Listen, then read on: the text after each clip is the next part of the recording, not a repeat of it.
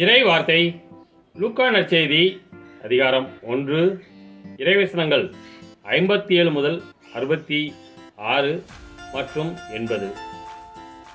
எலிசபெத்துக்கு பேர்காலம் நெருங்கியது.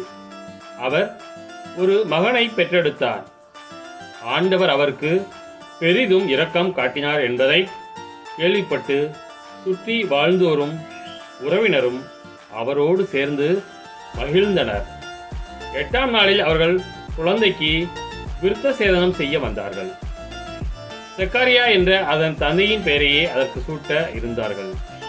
ஆனால் அதன் தாய் அவர்களை பார்த்து, வேண்டாம், அதற்கு யோவான் என பெயரிட வேண்டும் என்றார். அவர்கள் அவரிடம், உறவினருள் இப்பெயர் கொண்டவர் எவரும் இல்லையே என்று சொல்லி, குழந்தைக்கு என்ன பெயரிடலாம், விருப்பம் என்ன என்று தந்தையை நோக்கி சைகை காட்டி கேட்டார்கள். அதற்கு அவர் எழுது பலகை ஒன்றை கேட்டு வாங்கி, இக்குழந்தையின் பெயர் யோவான் என்று எழுதினார். எல்லாரும் வியப்படைந்தனர். அப்பொழுதே அவரது வாய் திறந்தது, நா கட்டவிழ்ந்தது. அவர் கடவுளை போற்றி புகழ்ந்தார்.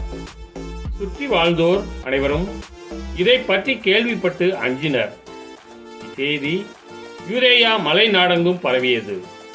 கேள்விப்பட்டவர்கள் யாவரும் இச்செய்தியை தங்கள் உள்ளங்களில் இருத்தி, இக்குழந்தை எப்படிப்பட்டதாக இருக்குமோ என்று சொல்லிக் கொண்டார்கள்.